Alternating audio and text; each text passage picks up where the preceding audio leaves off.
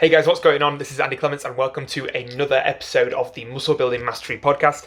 This is episode number 7, I believe, and in today's episode, what I want to talk to you a little bit about is how to build weak body parts and build a physique that you can actually be proud of, even if you're a hard gainer.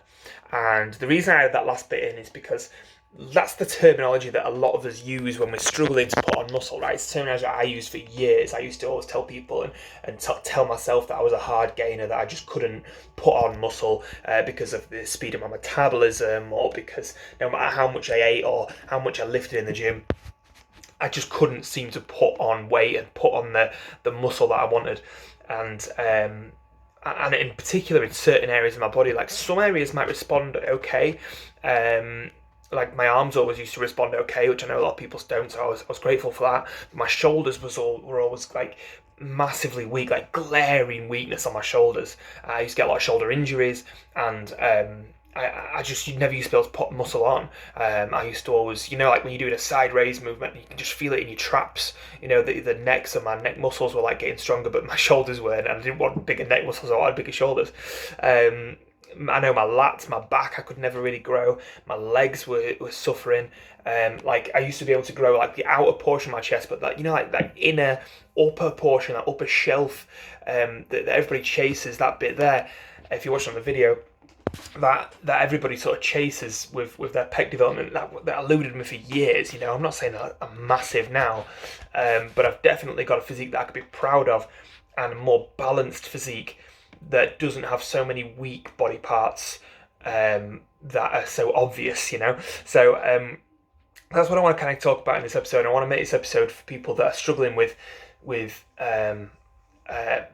thinking they're a hard gainer and thinking that they just can't get certain muscle groups to respond.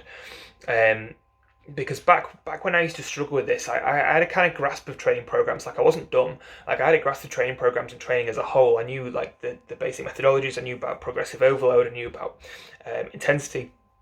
But there was I just couldn't get certain body parts to respond. I just couldn't get my shoulders to respond. I couldn't get my lats to respond. There's a lot of body parts that I struggled with for a long time, and it doesn't matter what I tried. I just couldn't seem to get it to work.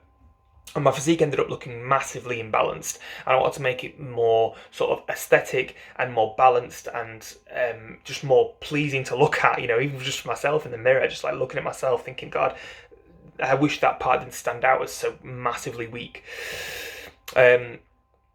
And at this time as well, I was already in my personal training business, so I kind of have a bit like imposter syndrome, right? I was like, people are asking me for advice on weak body parts, and I didn't really know how to help them. I knew how to help them as a whole, but if they had parts that weren't responding, like I couldn't even help myself with that. So I was kind of like, my God, like, should I be doing this job? I'm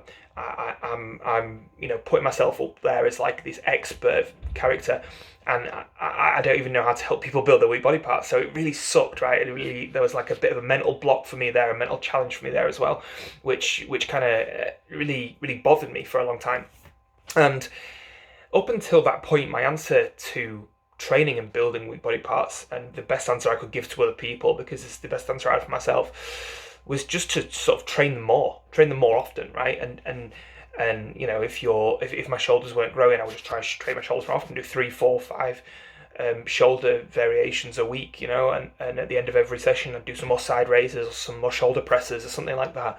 And I just figured that if I trained them hard enough and often enough, that they had to grow. And frequency does have its place, but on its own, all it was kind of doing was making me injured, because I didn't address the fundamental sort of underlying issues that were really causing my injuries and were really causing me to not actually grow the muscle that I was chasing, right? And I ended up spending more time and money at a chiropractor. I've got an amazing chiropractor, but I ended up spending way too much time and way too much money with him because I kept breaking myself, and I was like, I have to go back and get fixed again.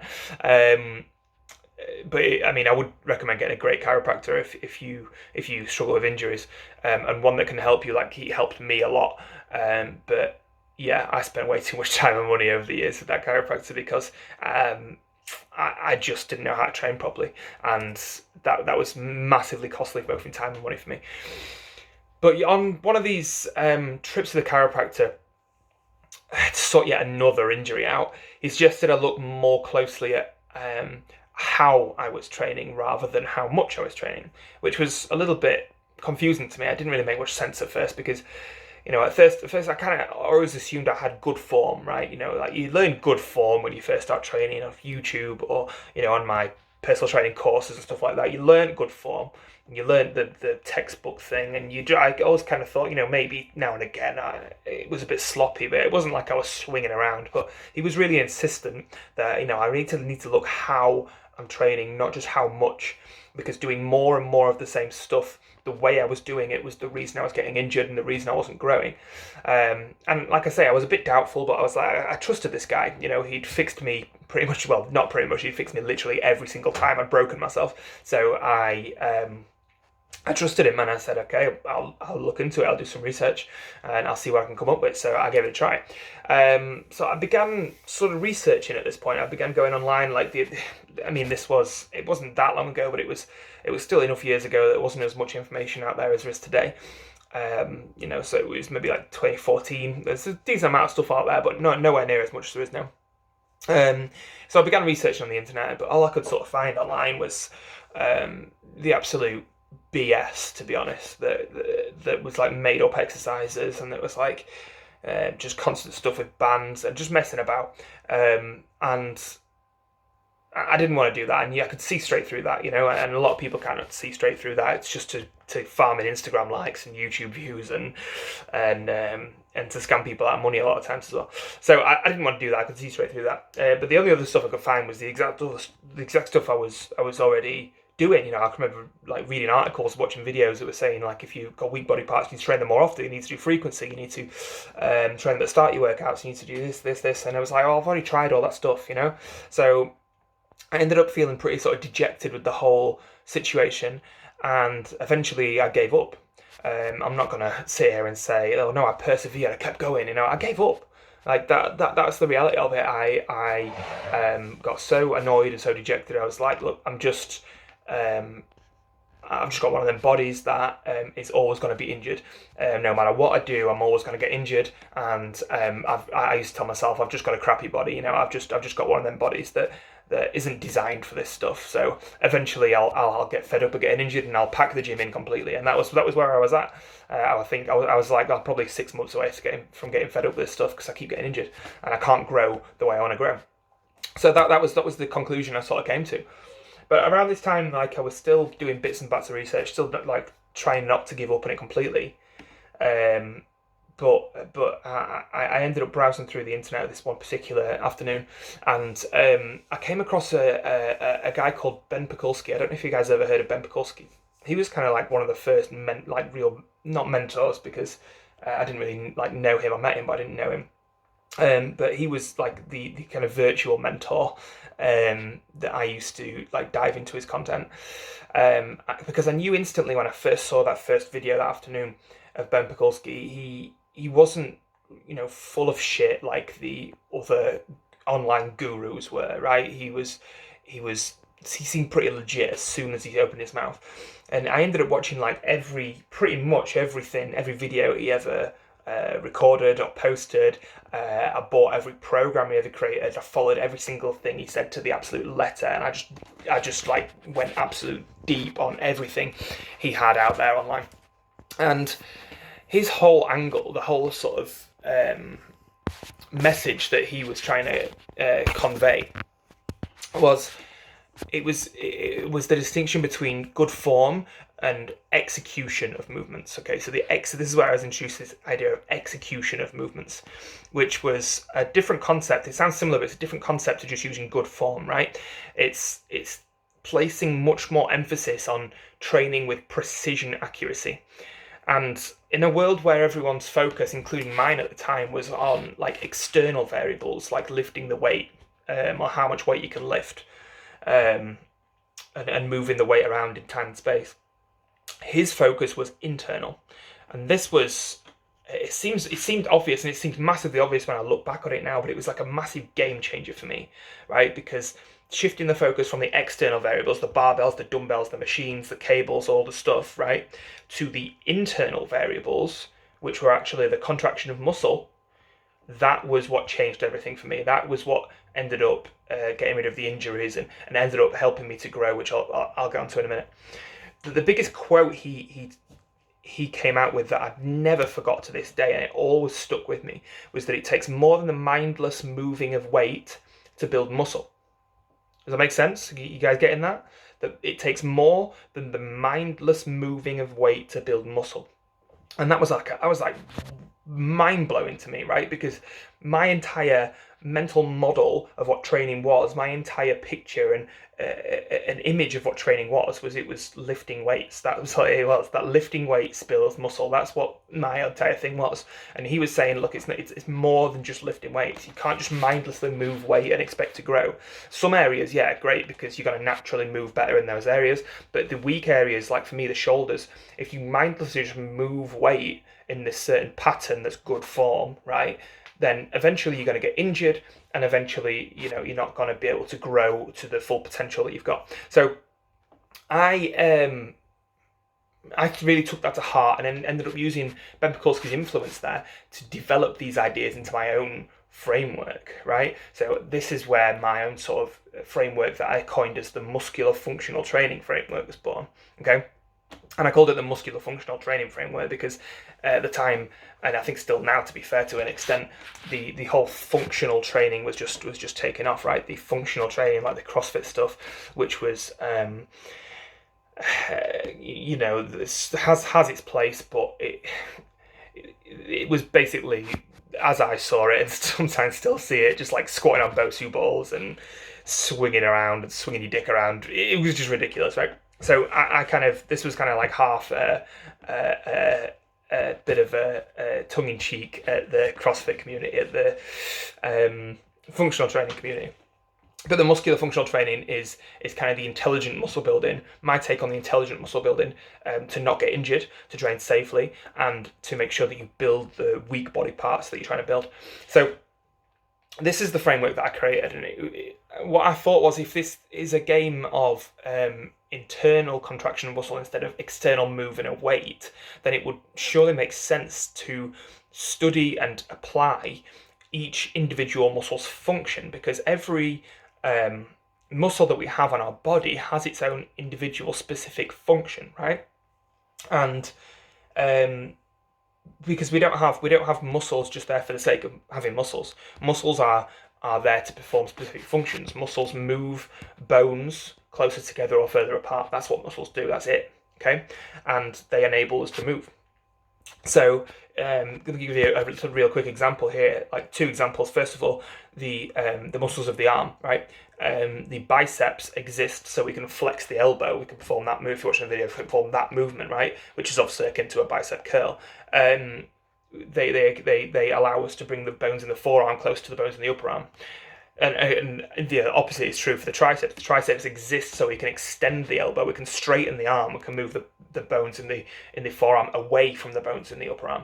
And then one other example, because they're like obvious examples, right? But if you struggle to grow your chest, then you need to understand the function of the chest is to move the humerus, which is the bone of the upper arm, closer to the sternum, which is the sort of bit in the middle of your chest, like the midline of the body, right? But it's horizontal adduction, so it's kind of pulling from out to in rather than anywhere else. So if you put your elbow up level with your shoulder and then drive it across your body, that's kind of like mimics the movement of a bench press or a dumbbell press or some kind of chest press, right?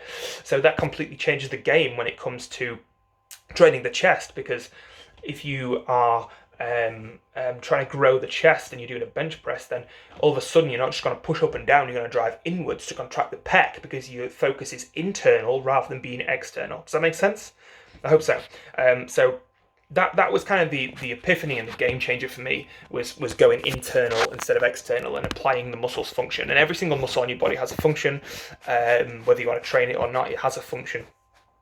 So if I can give you one piece of advice in this podcast, it's if you can master the muscle's function, then you will be able to, or at least keep in mind the muscle's function, then you'll be able to grow that muscle by training it accordingly 1,000,000 times faster than you would if you didn't know the muscles function and you weren't training accordingly. It's just as simple as that. And that's what the muscular functional training framework is all about.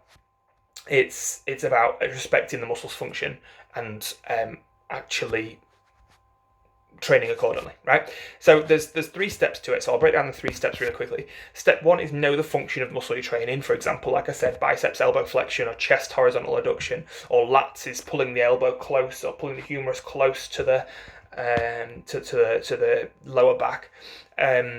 Step 2 is to create stability in the body, so none of your supporting or surrounding muscles can overcompensate for the target muscle, because what can happen if you don't create that stability and you don't brace the body properly is, if you're doing a bicep curl, for example, you might be getting that elbow flexion, but if you're not stabilizing the shoulder and the shoulder's rocking around, and you're getting the front delt activation, you're getting the spinal activation, you're going up on your tiptoes and your calves are coming in, and they're going to all take tension away from the target muscle that you're trying to train. Does that make sense? So you need to create some sort of stability, and if you can't create the stability just stood there or sat there, you need to brace into something. You need to find a pad or a bench or a wall or something that you can brace into, so that the only thing moving is the target muscle, and the only muscle contracting as much as possible is the target muscle, so everything else is braced. Okay? And then step 3, the third and final step, is to work that target muscle through its intended function under load. And that's where the strength part comes in, okay? So if you can master the muscular functional training framework, then add load, your physique will explode. Trust me. You've got to brace. I'm just losing the phone here. You've got to brace, and you've got to work the muscle through its function, and then you've got to add load. That's the 3 steps you've got to go through to grow the physique. And then you will absolutely grow. If you respect that framework, train accordingly, you will put more tension through the target muscle and you will grow. So yeah, the results of that were after obviously beginning the muscular functional training methodology. I began to see results literally within weeks. So my injuries went away. I stopped having to spend so much time and money with the chiropractor. I remember I was going to the chiropractor literally every 2 weeks, and I kept going just almost out of fear, because I thought, surely I've broken something. And he was like, no, you don't need to be here anymore. Like, I've got no work to do. He didn't even charge me. It was like, look, I've not done any work on you, so you don't need to be here. So it was like booking 6 weeks. So I booked in 6 weeks, and it was like, I've got really minor work to do. Like, there's not much wrong with you. So it's like, cool. I was like, okay, so booking 12 weeks. I booked in 12 weeks, and then I ended up going back maybe like once every 3 to 6 months after that, just for a checkup, just to make sure I was all right. But it was like the injuries just went away, because I started respecting the muscles function, training accordingly. And not only did the injuries go away, but the weak body parts, the glaringly weak body parts that I was really struggling with, they ended up like exploding. Like my shoulders got ridiculously muscular compared to what they were before. Like, and again, I'm not claiming to be like Ronnie Coleman or Arnold Schwarzenegger or anything like that, but from what I was, where I couldn't even, like, my shoulders were like sloping down, there was no muscle on them, I didn't even look like a train when you looked at my shoulders, like, to having rounded, capped off delts. That was an incredible feeling. Like, can you imagine that? That was an awesome feeling. So, instantly I could feel the difference in the gym, and I could see the difference within weeks. And within just for a few months, I went from having these glaring weaknesses and tons of injuries to having a balanced, aesthetic, and injury-free physique, which was really awesome. Can you imagine, like, having injuries everywhere, no muscle, to having amazing results within just a few months? That's what's possible with that framework. So as a result of employing the muscular functional framework, I brought my weak body parts up and developed an awesome balanced physique. But not only that, but I finally broke free from the constant niggles and injuries we seem to get after a few years training. We just sort of tell ourselves it's part of the process, and that's ridiculous, right? It's not part of the process.